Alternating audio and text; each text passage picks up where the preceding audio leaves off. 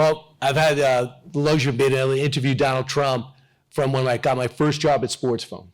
And the one thing I will tell you about him, whether you're going to vote for him or not, or always voted for him or always will never, whatever I could tell you is, you know that axiom they say, you judge a person's character by how they treat people they need nothing from?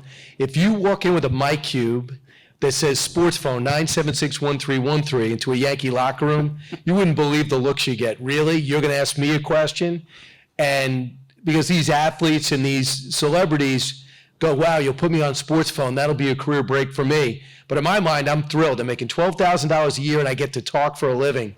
So here I am going to cover Donald Trump, who's promoting a Mike Tyson fight against Alex Stewart or against Ray Mercer.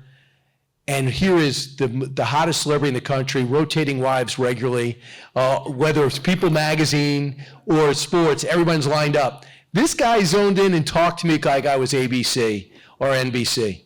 And I always remember that. No matter what happened, I go to Atlantic City, he's the number one guy, he's with celebrities up front. If I'm sitting there, he didn't ever know who I was, no one cares who my family is, and he always would give me the time of day. And I over to into the USFL, interviewed him again. So when he becomes running for president, becomes politically active, then he starts calling into our show every week, and we got to know him.